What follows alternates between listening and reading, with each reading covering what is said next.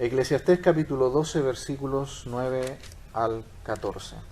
Y cuanto más sabio fue el predicador, tanto más enseñó sabiduría al pueblo, e hizo escuchar, e hizo escudriñar, y compuso muchos proverbios. Procuró el predicador hallar palabras agradables y escribir rectamente palabras de verdad.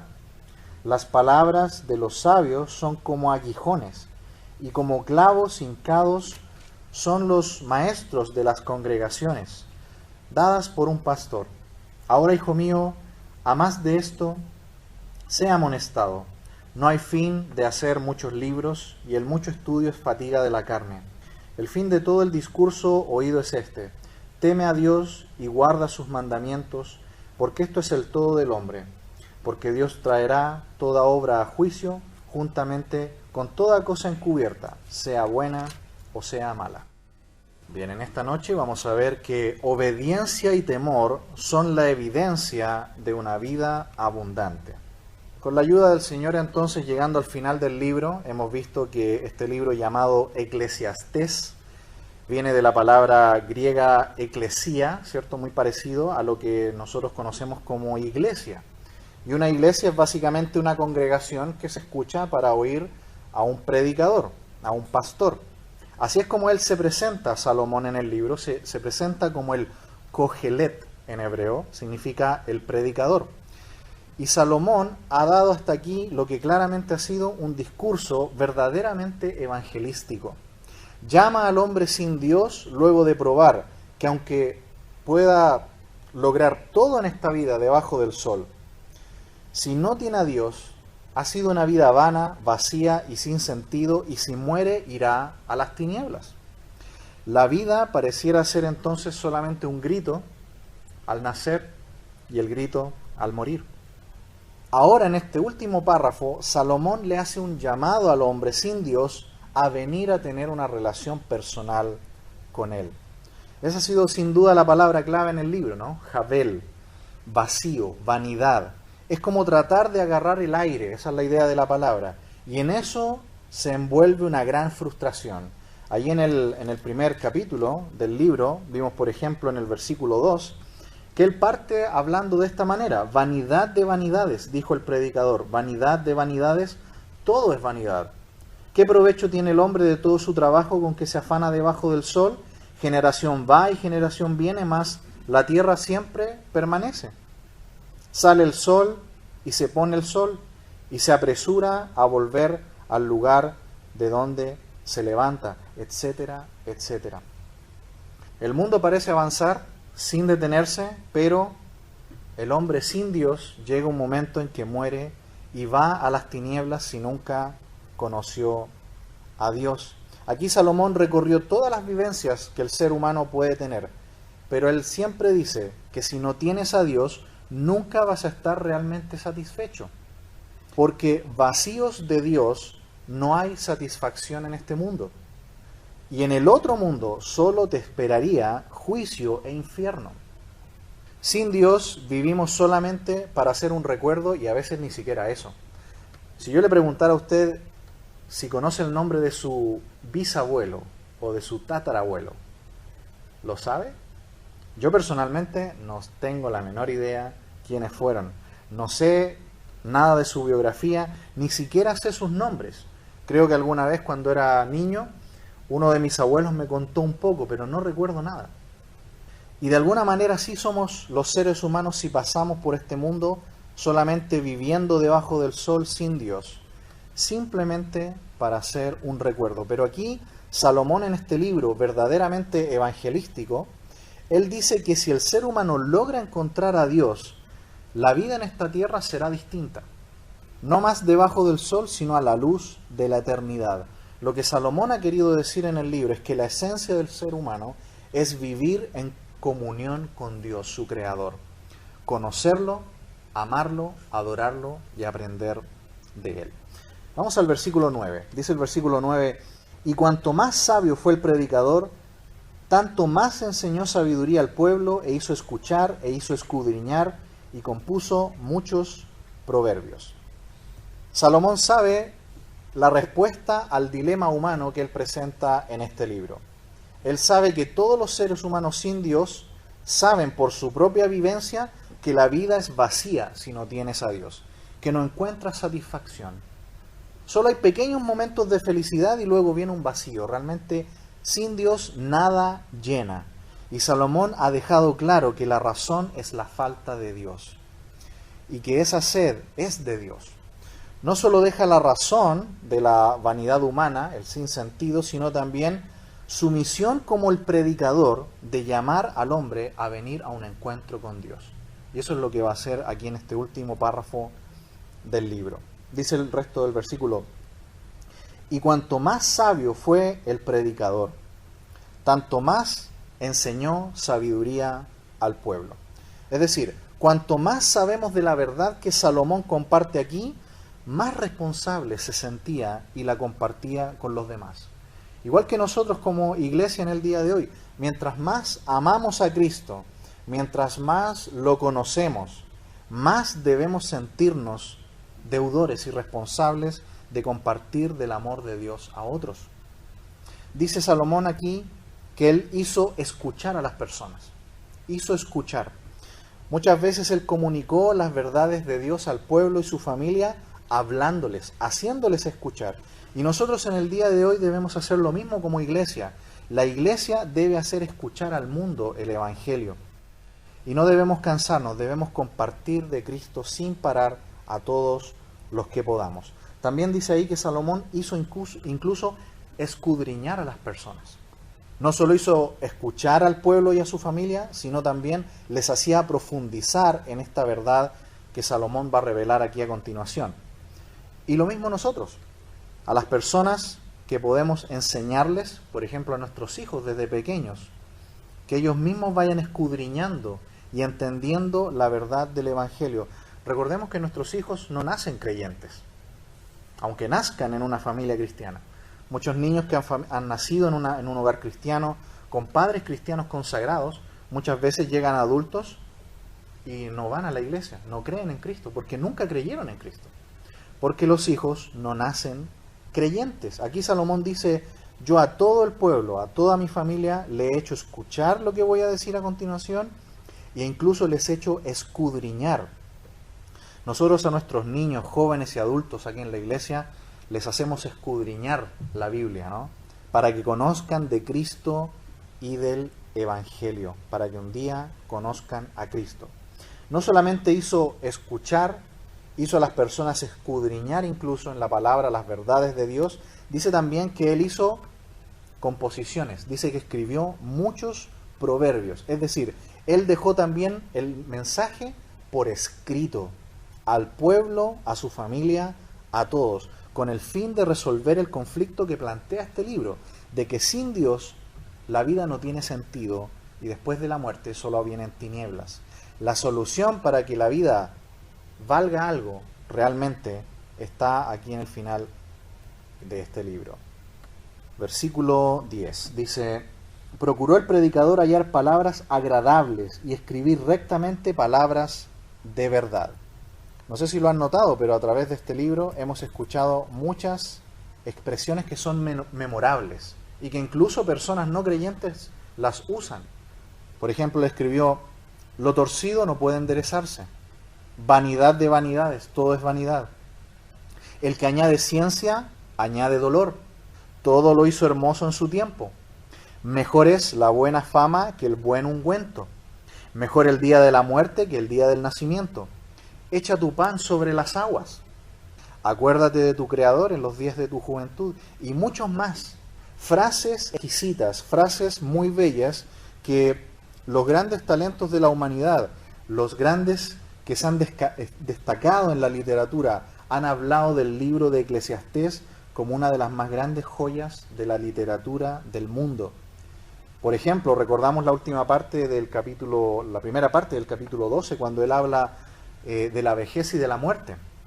Acuérdate de tu Creador en los días de tu juventud, antes que vengan los días malos y lleguen los años de los cuales digas: no tengo en ellos contentamiento. Antes que se oscurezca el sol y la luz y la luna y las estrellas y vuelvan las nubes tras la lluvia. Antes que la cadena de plata se quiebre y se rompa el cuenco de oro y el cántaro se quiebre junto a la fuente y la rueda sea rota sobre el pozo, y el polvo vuelva a la tierra como era, y el espíritu vuelva a Dios que lo dio. ¿Quién ha expresado la vejez, la vida y la muerte de manera tan hermosa como Salomón? Y este texto tiene por lo menos más de 3000 años. Él se preocupó de dejarlo por escrito y expresarlo de la mejor manera que pudo. Dice ahí también el versículo 11, las palabras de los sabios son como aguijones y como clavos hincados son las de los maestros de las congregaciones dadas por un pastor. Se nota que Salomón hizo todo lo posible por componerlo de la mejor manera, de una manera agradable al oído, inspirando la imaginación, fascinando a la mente y deleitando el alma. Y todo esto inspirado por Dios. Pero no fue buscando entretener al público, ¿no?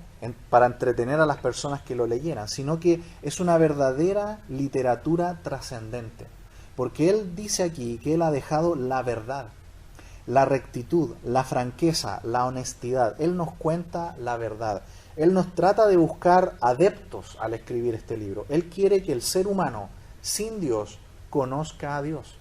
Él quiere que el ser humano sin Dios, que va camino al infierno, reconozca a Cristo como su Señor y Salvador primero. Sin duda son palabras hermosas, estéticas, muchas de ellas muy intelectuales, pero Él lo que quiere es atrapar la mente del hombre que se está escapando de Dios, que está interesado solamente en la vida debajo del cielo y que anda rechazando a Dios. Él quiere despertarlo y moverlo a la acción. Por eso que aquí dice aguijones, los aguijones del sabio. Los aguijones de aquel tiempo eran unas varas con unas puntas que eran para impulsar al animal del campo que trabaja para que se mueva y trabaje, pero sin dañarlo. Salomón quiere despertar la conciencia del hombre sin Dios para llevarlo a Dios. Ese es el propósito por el cual él escribió este libro. Y hacer que deje su confianza en lo vano de este mundo. Que se dé cuenta que este mundo se va a acabar, se va a ir. La juventud se va a ir. Incluso la vida se va a ir. Y te encontrarás con tu Creador. Y si nunca lo aceptaste, si nunca creíste en Él, te vas a encontrar con Él, pero para que te juzgue. Él quiere llevar al hombre a un encuentro con Dios. Mire, por ejemplo, lo que él también escribió en el capítulo 5, versículo 10.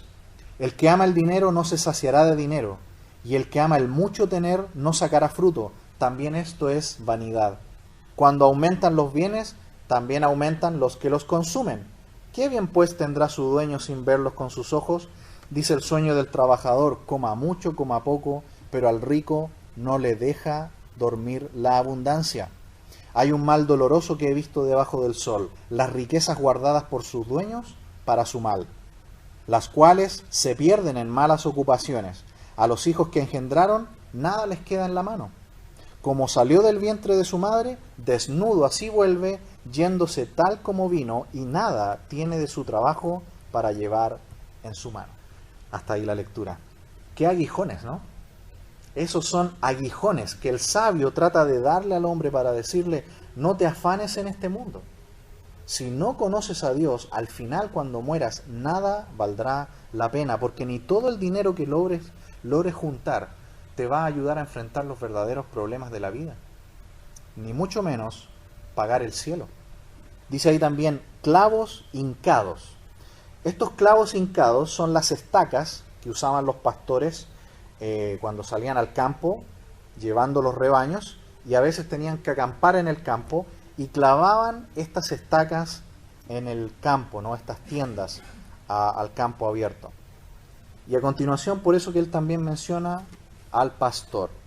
Si usted nota en varias traducciones al castellano que tenemos, la mayoría la han dejado la palabra pastor en mayúscula. No sé si en la suya aparece en mayúscula, en la mía por lo menos aparece en mayúscula. Porque muchos asumen que es una personificación de Dios. Y otros comentaristas, incluso que van más allá, dicen que se refiere directamente al pastor de los pastores, el Señor Jesús. Aunque Salomón realmente nunca supo de él realmente bien, ni lo conoció, por supuesto. Pero podemos notar la conexión, por lo menos, que está entre el pastor y estas estacas que clavan en la tierra para armar el campamento y así cuidar a las ovejas durante la noche. Realmente no estamos seguros de si es Jesús o si es Dios, pero la mayoría de las traducciones lo dejan en mayúscula.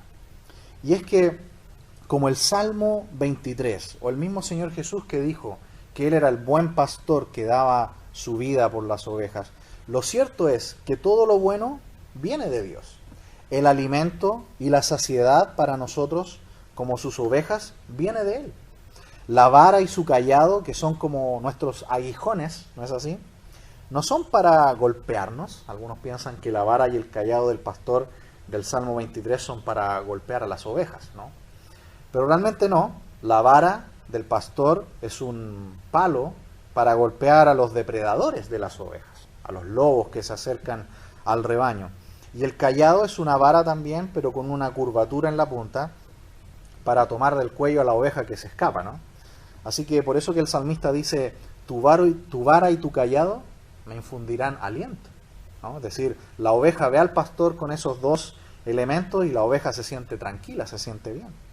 Así que el Mesías también en el libro de Ezequiel es presentado como un pastor rey. Por lo menos podemos identificar esta figura del pastor y estas estacas que él clava en el campo para cuidarnos durante la noche, para cuidarnos durante los momentos difíciles. Ahora, hijo mío, dice el versículo 12, a más de esto sea amonestado. No hay fin de hacer muchos libros y el mucho estudio es fatiga de la carne. Le dice literalmente, amonéstate a ti mismo, es la expresión allí. Es decir, de acuerdo a todo lo que te he dicho, toma esto y guárdalo para ti. No hay fin de hacer muchos libros. Realmente aquí lo que está diciendo no es una excusa para no estudiar, o el alegato que a lo mejor muchos alumnos tenemos, ¿no?, cuando hemos sido alumnos. En realidad hay un solo libro, el libro de Dios, la Biblia, con el cual podemos discernir y sacar realmente lo bueno. Quizás lo que le está diciendo es al hombre, no debes fatigarte buscando la respuesta en muchos otros libros, solo hay uno, el libro de Dios. Pero también, de acuerdo a todo el contexto que hemos visto, es que sin Dios no tienen sentido todos los libros del mundo. Si tenemos a Dios, podemos examinar todo y retener lo bueno. Además, tenemos disponible la mejor biblioteca del conocimiento que el hombre ha conocido, la inspirada palabra de Dios, la Biblia. Realmente no hay ningún problema en escribir muchos libros, en tener muchos libros. El problema es que sin Dios, todo eso al final no va a tener ningún sentido. Por más bellos que sean, por más lindo que sea tenerlos. Realmente sin Dios, todos los libros del mundo no valen nada. Si el hombre al morir va a ir al infierno. Sigue diciendo, y el mucho estudio es fatiga de la carne. La misma idea. No está diciendo que es malo estudiar y que debemos dedicarnos a ser personas ignorantes. No, no es malo estudiar. Si lo hacemos para Dios, honrando a Dios y buscando ser mejores para servir a los demás, está bien.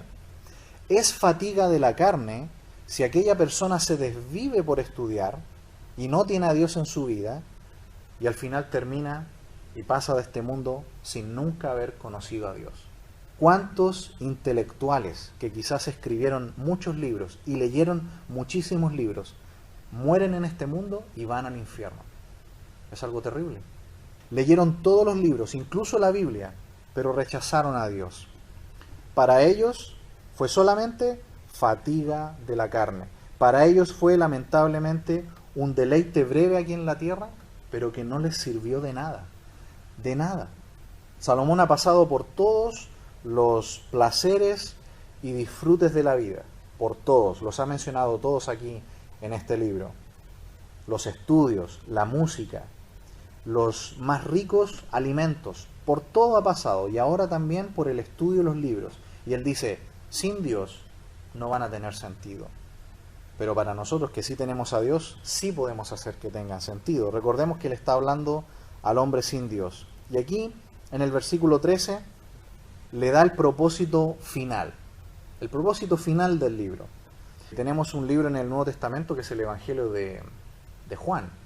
que Juan pone el propósito del libro al final. No sé si lo habían notado.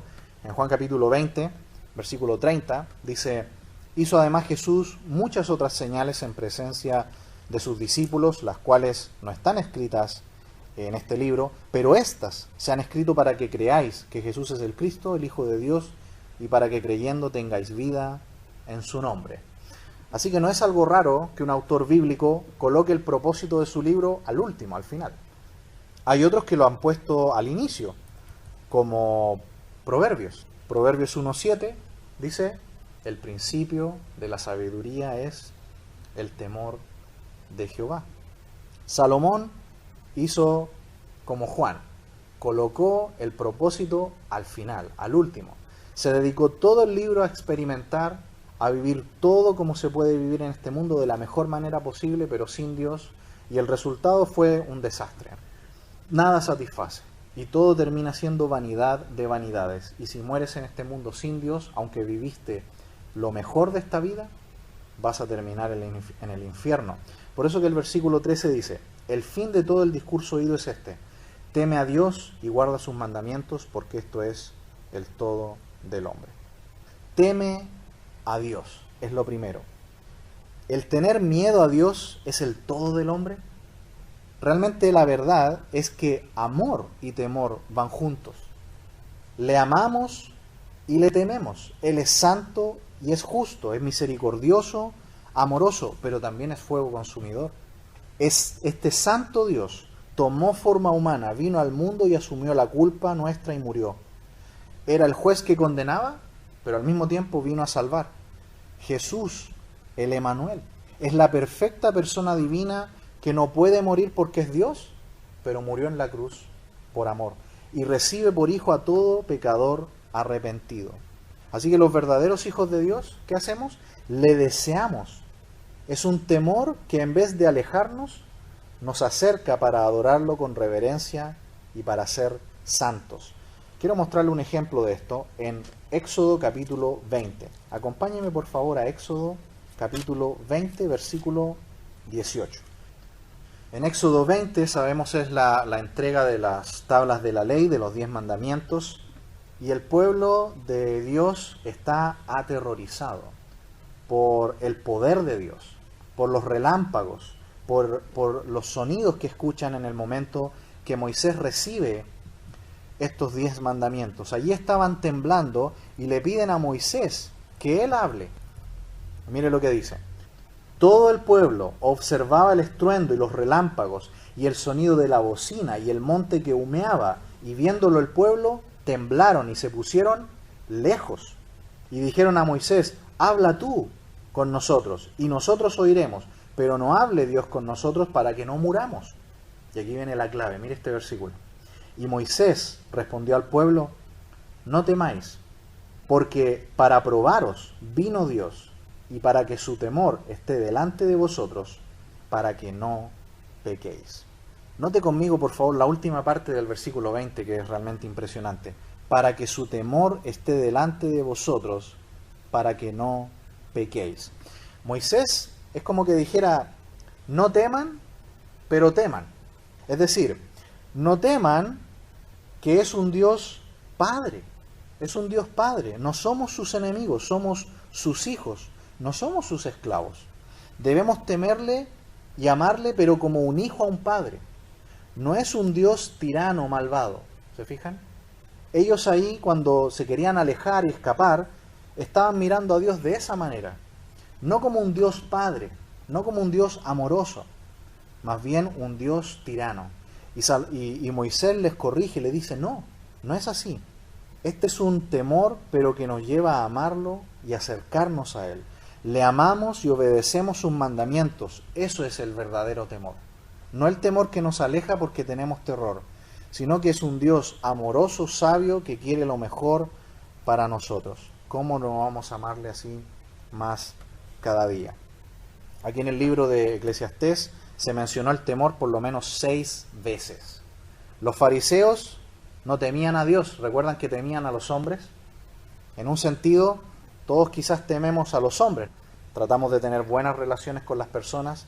Tenemos miedo quizás si andamos un día en la noche tarde, tememos ser asaltados, pero esto es diferente.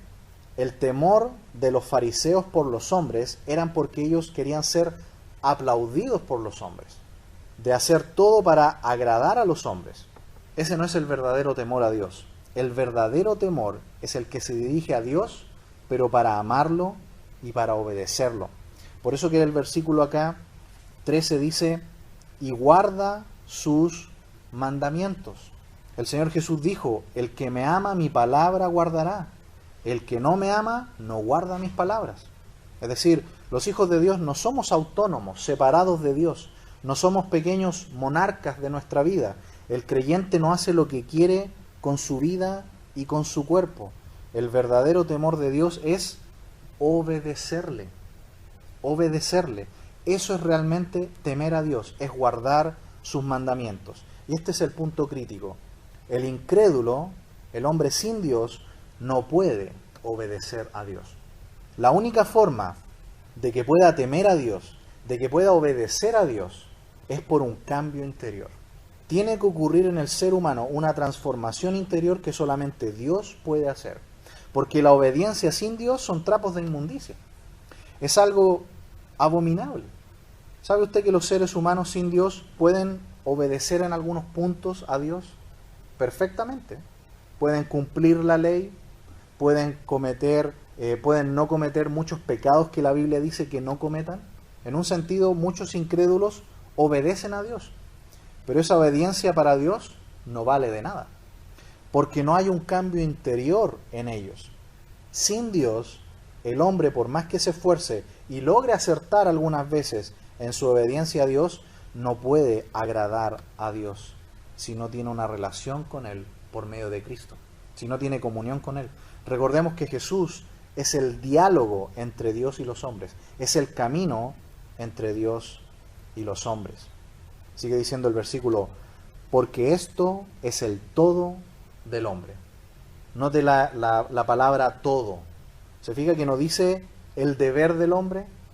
Tampoco dice una sugerencia del hombre. Salomón dice, es la suma total. Es el fundamento, las paredes y el techo de la casa. Lo es todo. Temer a Dios y guardar sus mandamientos es la verdadera evidencia de una persona que tiene a Dios. Es la verdadera evidencia de una persona regenerada y que tiene a Cristo en su vida. Así que el fin de ser sabio, si tomamos todo el libro de Proverbios, es temer a Dios. No se puede ser ni sabio ni obediente a Dios sin esta transformación interior, porque la sabiduría verdadera y su temor solo pueden provenir de Dios. Permítame, por ejemplo, leerle algunos pasajes. Salmo 111, versículo 10, dice, el principio de la sabiduría es el temor de Jehová. Buen entendimiento tienen todos los que practican sus mandamientos. Ese es el Salmo 111, verso 10. También Proverbios 1.7, que ya lo hemos leído. El principio de la sabiduría es el temor de Jehová. Proverbios 8.13 agrega un elemento al temor, que es aborrecer el pecado. Dice Proverbios 8.13, el temor de Jehová es aborrecer el mal. Y también el salmista agrega allí en 97.10, Salmo 97.10, los que amáis a Jehová, aborrecer el mal. Un verdadero hijo de Dios entonces se destaca, se evidencia porque teme a Dios y guarda sus mandamientos.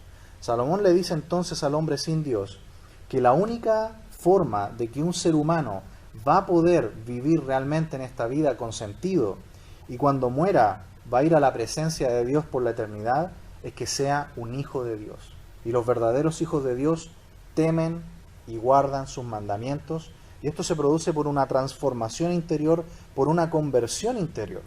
Jesús dijo, el que me ama, guardará mis mandamientos. Como en Juan 14:15, si me amáis, guardad mis mandamientos.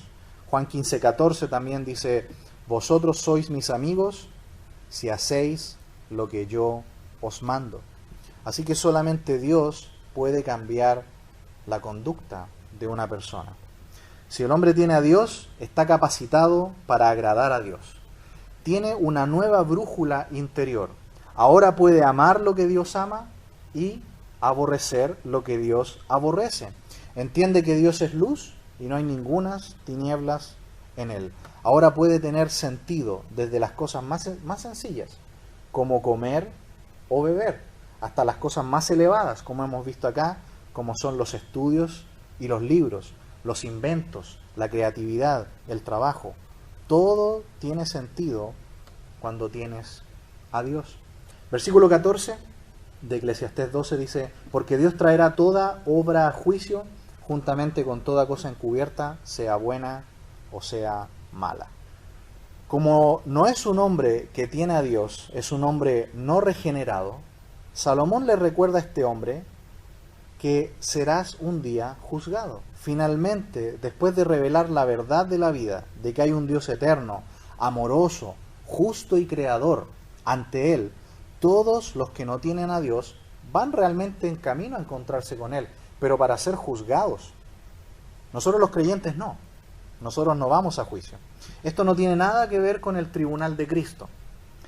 Aquí se habla del juicio final. Se le está hablando y advirtiendo al hombre sin Dios. El tribunal de Cristo, donde seremos nosotros parte de la iglesia, no es un juicio por pecados. El tribunal de Cristo es un lugar donde se va a hacer una entrega de premios. El tribunal de Cristo es como una graduación.